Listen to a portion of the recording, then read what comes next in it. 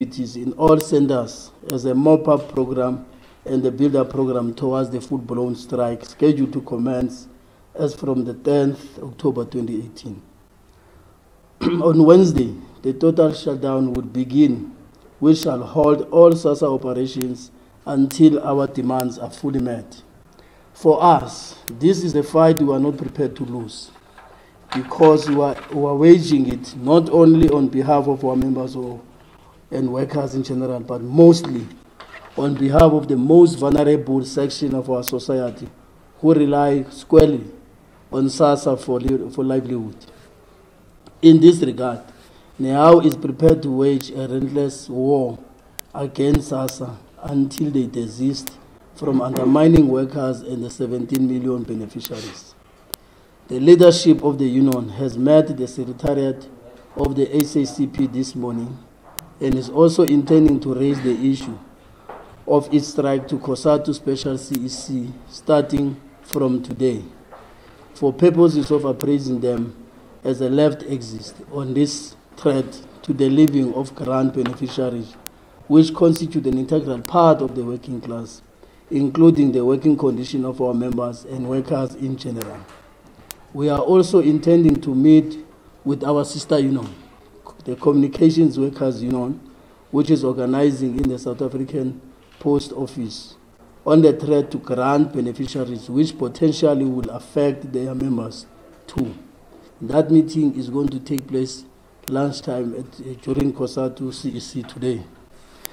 The process of engaging Sassa came to a deadlock on the 20th September 2018, where Sassa management made it clear that they are not willing to assent to our reasonable demands, which are as follows: biometric enrollment of beneficiaries to be suspended, consultation on the biometric enrollment of beneficiaries to be prioritized, job evaluation in the grants administration to be undertaken, the option of inclusion of the biometric enrollment in the KPAs of the specific employees to perform this function, subject to the job evaluation results.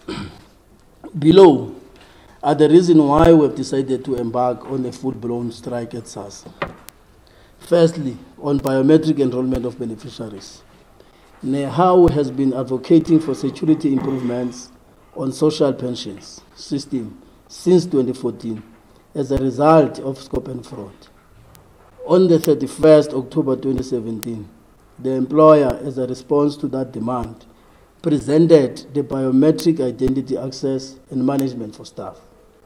Workers demanded a more detailed project plan related to the new system the employer was introducing. To our surprise, when the employer took workers to the training for the system, workers were trained to perform biometric enrollment for beneficiaries instead of biometric identity access and management for staff, as initially presented to workers by Sassa management.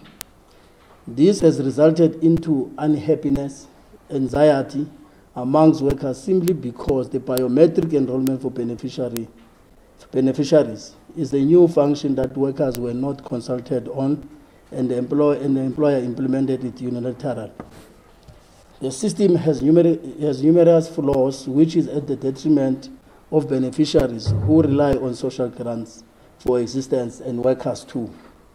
The union has been at the forefront in raising concerns about the biometric system and continuously warns Sassa of the huge impact it will have on the 17 million beneficiaries. As it stands, many beneficiaries have not been paid their social grants or taken through the process of transition and the migration from CPS to SAPO. This is attributed by the challenges and experiences brought about by the invalid CPS contract, which has subjected beneficiaries through its subsidiary company, Net1, to illegal deductions related to loans through the Green Road card. Challenges of the biometric enrollment system. The system presented to workers was meant to protect them from scope and fraud and any other Sassa-related system that workers operated under. has up to date failed dismally to yield the desired results.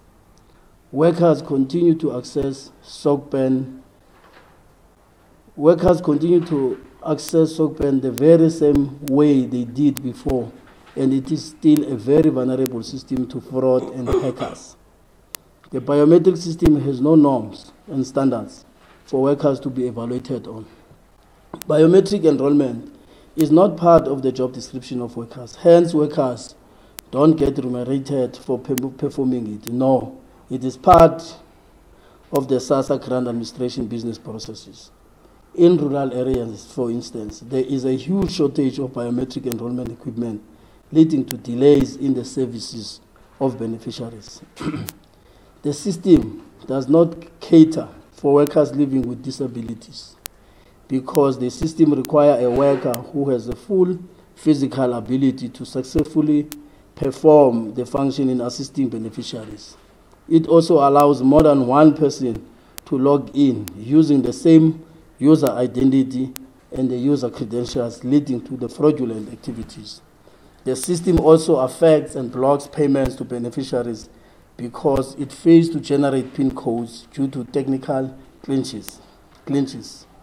An override function is not built into the system, which means the system cannot be legally used to assist beneficiaries who, for one reason or the other, do not have fingers.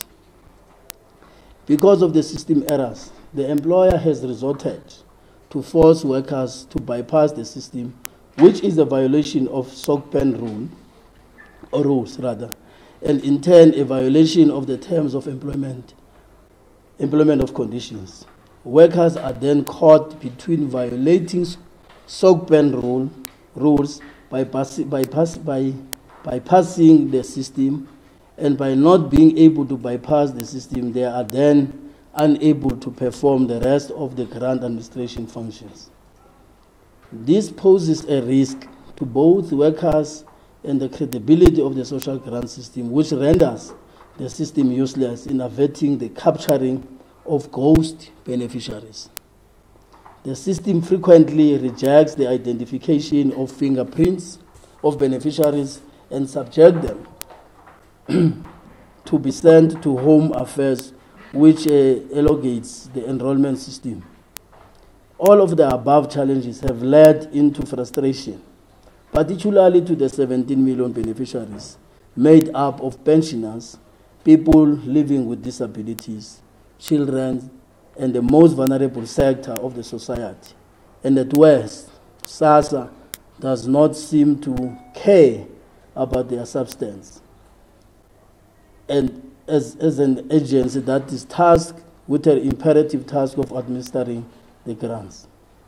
As a result of this frustration, by the inconveniences brought by the biometric enrollment system and the lack of honest communication by Sassa regarding the transition from CPS to SAPO, beneficiaries have mobilized themselves against Sassa workers by holding hostages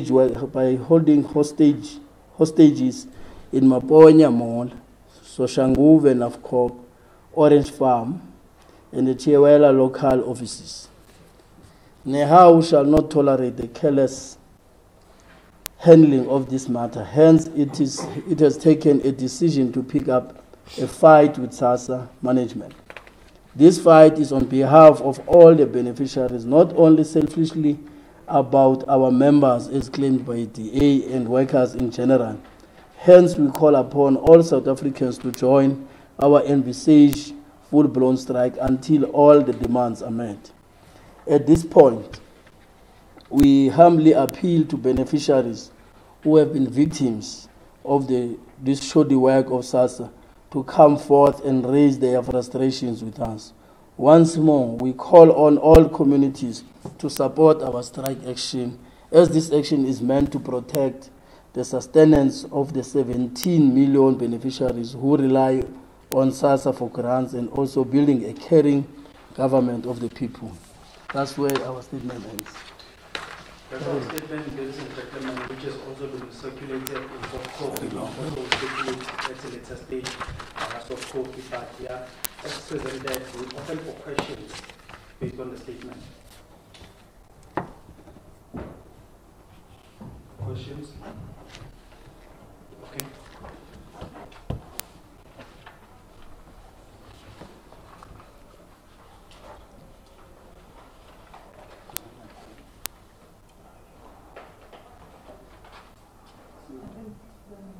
Yeah, sure.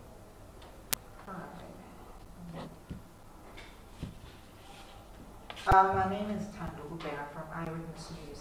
My question is about the workers who are going to be involved in the strike. Which workers particularly? And I'm asking this question because I want to know the impact of the strike. Are these the workers that are on the forefront of, what do you call this? Doing the grant systems, just the impact of how this national strike is going to have on the beneficiaries.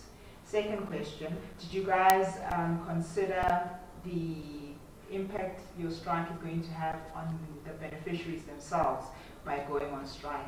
Did you try to wager that? Of course, these are people that are vulnerable. It's going to hit them the hardest.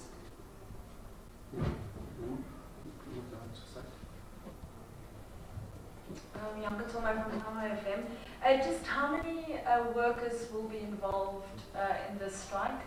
If you have some sort of number, and just also I would like to know what do you expect the impact will be, because you said you're prepared to wage a relentless war against Sassa.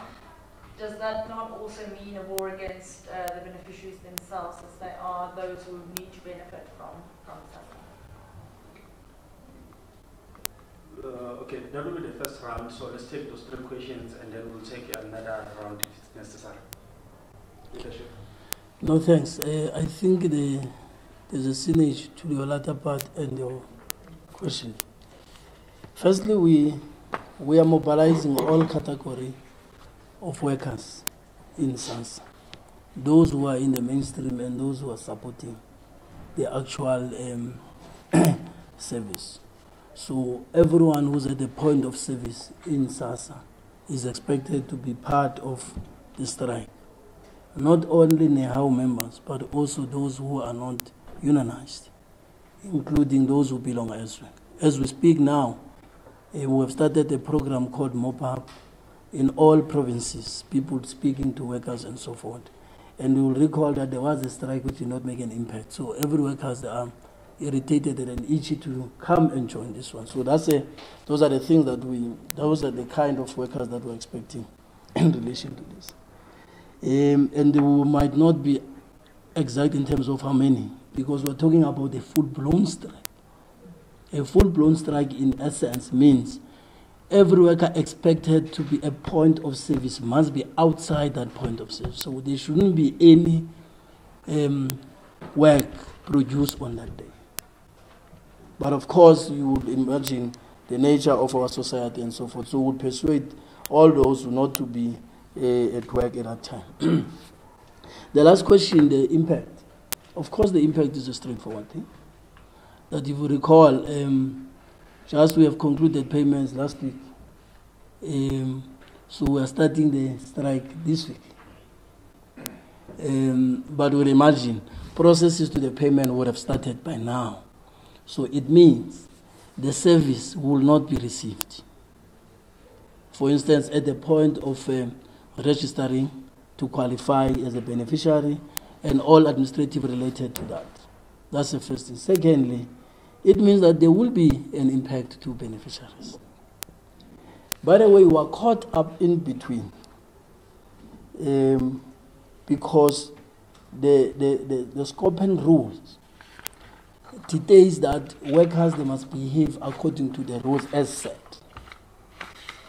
And failure to undermine such rules, then you subject yourself through a disciplinary process. And the immediate thing to consider as a corrective measure is a dismissal, outright dismissal, if you undermine and you act contrary to the rules, on one hand.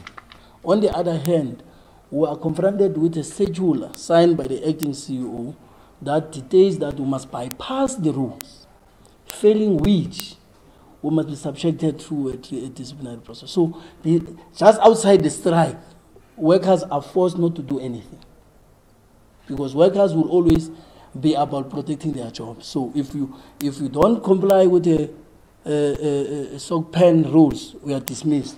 Now the CEO outside the law gave us a circular that bypass, and that the contents of that circular contravenes the rules. And the rider to that is that if you don't bypass, given the nature of the problems, you must be subjected to this. So that on its own create a situation where there will be no movement. But of course, in the strike means you withdraw your labor power. So it means it's going to be dysfunctional. So there's no movement.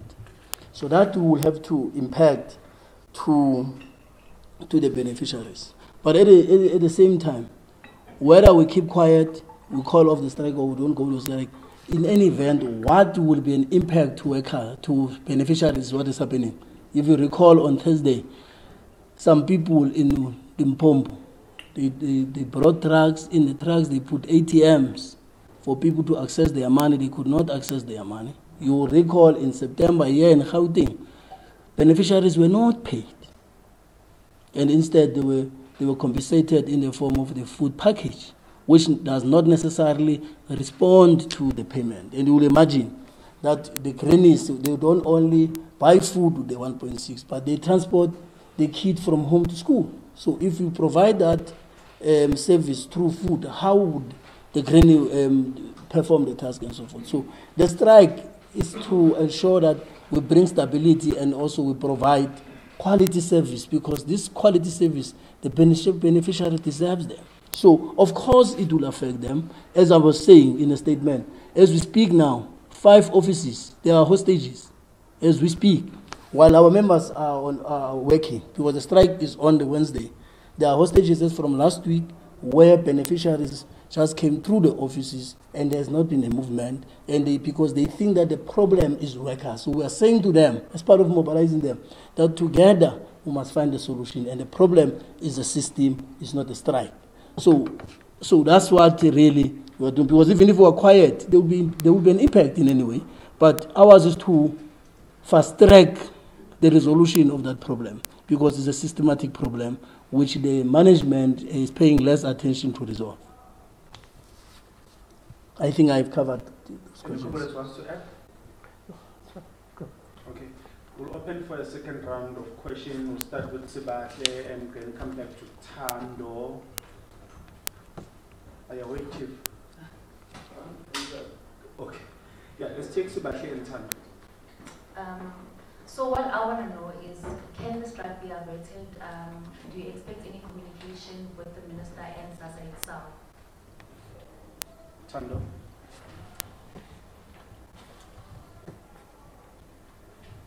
So what I want clarity on is the exact problem this new system is bringing to Sassa workers. I think people won't understand. You're saying there's a new biometric system.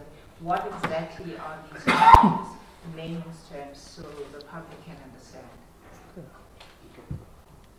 Any more takers? Okay. Let's take those questions. Leadership? Well, maybe just comments will come and deal with the technical part to explain what exactly are the system's challenges. Safe to say that in the statement it was indicated that firstly, before dealing with the technical challenges or glitches, the system was introduced unilateral. Was forced to workers without any consultation, any discussion, and so on. So, but we'll come back to the I just want to respond to the question whether the strike can be averted. At this stage, well, we don't think so. Remember, the engagements the General Secretary referred to was an attempt from the union not to get to this point. Firstly, a meeting with the minister. The second meeting, she brought in the Sassa management.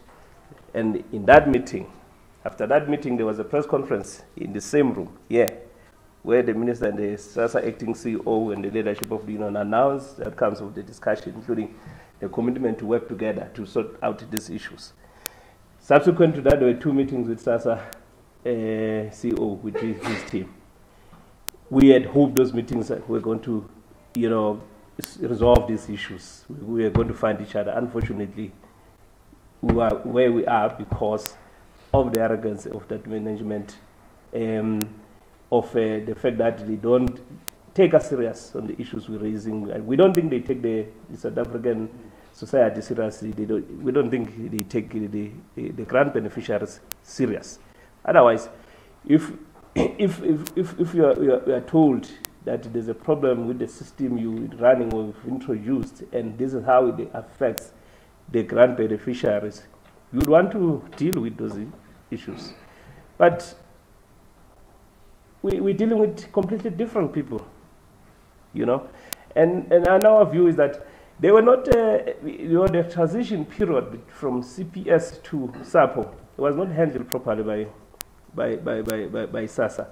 So at this stage, we think the strike is going ahead, but it doesn't mean we will not engage with the minister, will not be engaged with Sassa if there was to be any engagement. But our starting point is put on hold the system, biometric system, and we can then discuss how those issues are sorted out. And we think that within a short space of time, depending on the commitment, those issues can be sorted out, But our members can't be allowed to continue to operate the system because of the problems that it creates, but also of the fraudulent activity that may happen because it's open to, abuse, it's open to all sorts of manipulation. So our members can't be complicity to fraud. In fact, they can't be made to be the one performing fraud because of the system that people are refusing. So the strike is on. Comrades, will speak on the technical aspects of the system just to put it in layman's terms? Well, there's quite a number of system problems, but I just want to highlight the most immediate, if you want to call it that, challenges. Firstly, in terms of the illegality that maybe you're hearing leadership mentioning, SOCPEN has got rules that you need to follow.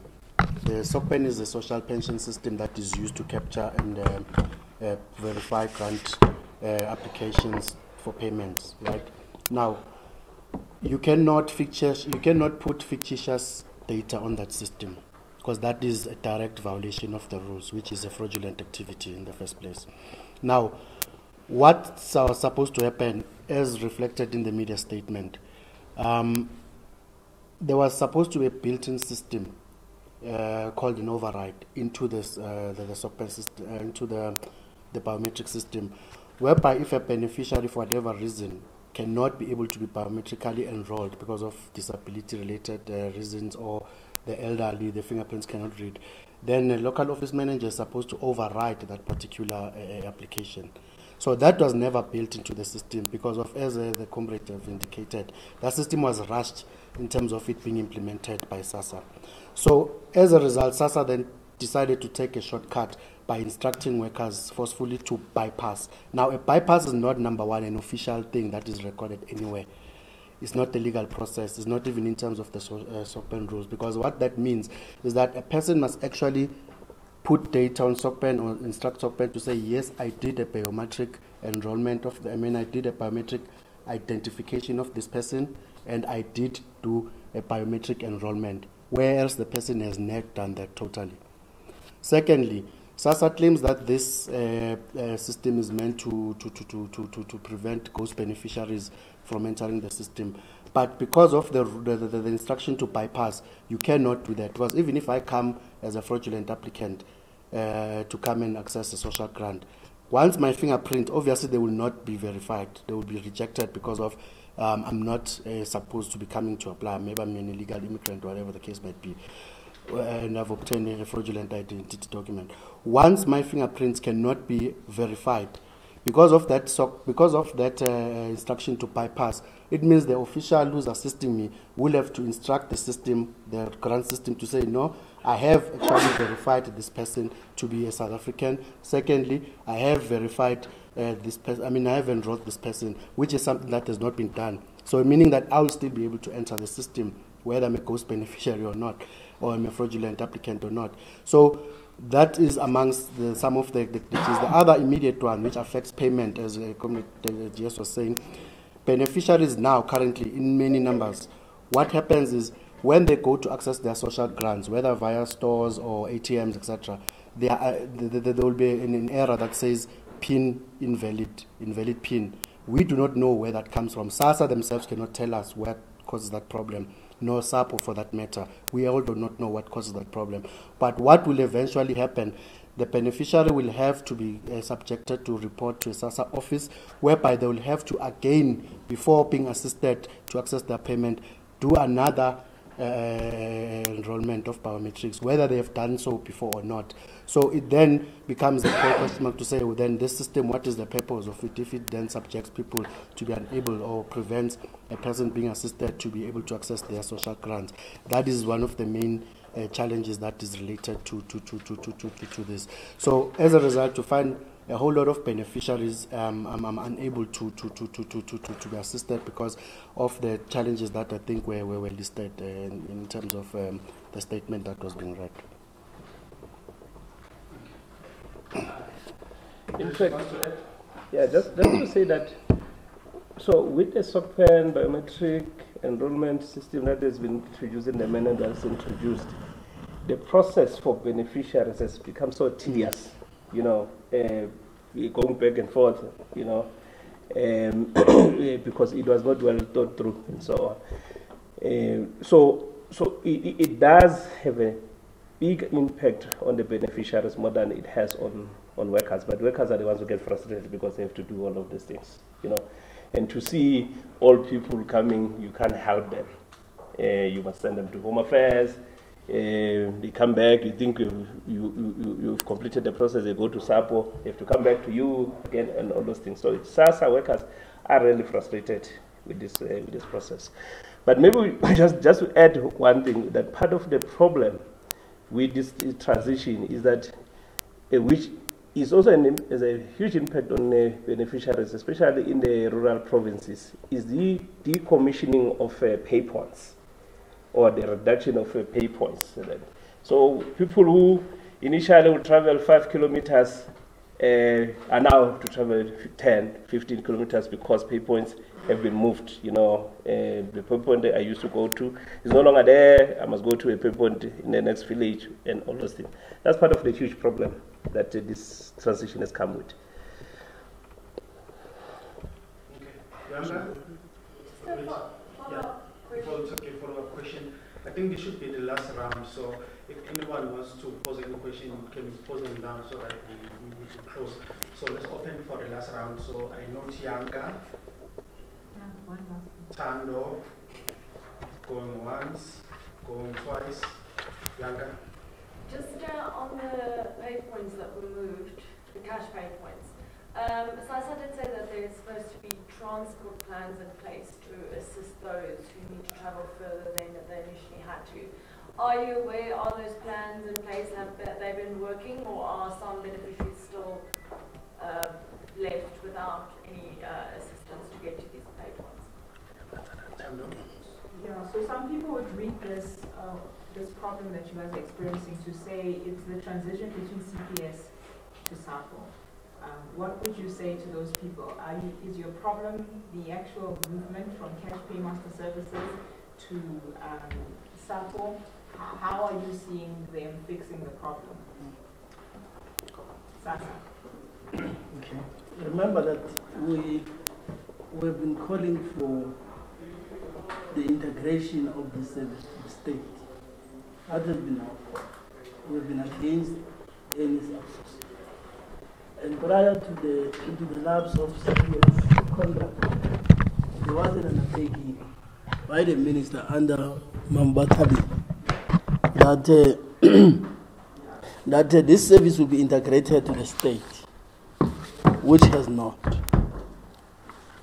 So we don't have an issue about the transition from CBS to SAPO. We have an issue about the state and its ability to provide this service. Remember, members that we have, they are not in the CBS, they are not in post office, they are in Sassa. And we're talking about people who have been punished for having attempted to clarify and verify the challenges confronting the service itself. So it's not. Yes, there is an issue between CBS and post office. Hence, we are to meet this afternoon with the communication workers union, because their members, if they are not paying attention, will be affected similar to our members. So this afternoon, we're going to raise that. We are yet to see the plan, as we're raising. We are yet to see it. Because, one thing frustrating and irritating about Sassa, they are good in the public. They lie too much in the public. But internally, they are not developing mechanism to respond to the promises that they are making in the public. We have been quiet for so long. For instance, they've been spreading lies here that they have a data. The truth of the matter, they don't have a data of beneficiaries only as a CPS, which is a private entity. And is that kind of a data that makes CPS to be so arrogant to a point that no one can provide that service other than themselves? And what type of a state is this one? A state that is responsible to the plight of its own citizens, but it can't have a data of its own. So we're in a serious crisis. So that's what the issues that we really were raising in relation to these issues. And we part of the demands that we're making, we're calling for an investigation as to whether or not CPS has no hand in this crisis. Because as you will recall, CPS is not happy for losing such bucks, such amount, as a result of the termination of the contract. And certainly, an organization that has an experience and has all instruments and equipment to provide this in the absence of any other that has, will always do everything difficult, will make everything difficult for them to survive. So it's precisely that reason. Please listen to us. We are not accusing any, but we think that the state government of South Africa must pursue an investigation to establish whether or not. Otherwise, if we are not doing that in the next 1 or 2 months to come, this beneficiary 70 million might not even get the 70 million. If there are plans, by the way, why would people drive trucks with an ATM, travel such kilometers to pay people? It's not only about payment, but also the issue of security. Because these guys who are members of Nehawu and employees there, they are not protected in terms of security. They are just driving. And in some instances, they are given cash. You will remember, if you are given a cash, what will happen in a country that is highly confronted by criminal activities in this country. Also, to add on that, to show you the seriousness of why we are also not in the zone of in support of pay points being closed. Yes, we are still awaiting that plan. In certain areas, that has been partially done. Also, we should highlight that, by the way, that job of transporting people around is still something that was never even discussed with anyone by Sassa. Who must carry them? How are the people carrying those people supposed to be compensated and all that? But the biggest problem is that, as it is now, what Sassa has not told the public, is that a lot of people who were queuing in post offices and other places to access their social grants, there were vans that came and took those people to pay points that are no longer Sassa pay points, but posed as if they are still Sassa pay points. All of those people's grants, they were paid half of their money that they're supposed to get. No one can account as to how those people are going to be compensated and all of that, because precisely of what Complicates is saying, of the plan. Had that plan been presented, such things could have been able to be averted. So the last remark that we want to say in terms of in line with what he said, we want to emphasize that, remember, when we are saying that Sassa has been lying, Sassa has not been honest, this is not just our view, by the way. If you look at the panel of experts report, on the Constitutional Court's report, you will find it there in black and white. They have been continuously labeled as being dishonest, number one, being arrogant, and being incompetent. because that is what we have also been seeing. And in fact, if you look at the crisis now of the payments, we do not even need to say it. You will see it for yourself, because that is as a result exactly of what particular thing that we've been saying. I'll make an exception and open for Zikon. From EUCA. I just want to know, there's been a lot of talk about Sassa and the department, but what message are you saying to the beneficiaries, because you will be the ones that will be suffering if the shutdown goes on longer? Parallel to this process of a strike, as we have called in a statement, we want them to come forward. So the hostages that are holding, we don't see them as in a negative way, but though they take away the right of our members. But through those who are able to pick up some of the issues that we have not brought forward. But in particular, we want them to join the strike, because without them, this problem is not going to be resolved because it's affecting them. So we'll be running through massive mobilization. That's why we've started this morning with the Communist Party, because these are the working class, and the party is the vanguard of the working class. COSATU, CEC that is taking place, as you are aware, would be also used as another platform to raise issues. But parallel to that, we'll be having community-based meetings to clarify our position, because we know there's a high level of distortion, in particular by TA, that this strike is selectively and narrowly about salaries, which is not true. The strike is about the service, and this is a combination of workers' issues, but also beneficiaries, because if beneficiaries, they don't stand for this service, no one will stand on their behalf. So that's why we say, as part of our work, as we provide service, but also they must be brought to the fore, so that also together they are engaging on these matters. We will do everything in our power, including meeting the portfolio committee in Parliament, because we have never used an opportunity when the CPS issue was an issue. But we think that a truth must be told, and there are no better people to tell the truth other than us, who are at the interface of this service on a daily basis. So that's what we'll be doing.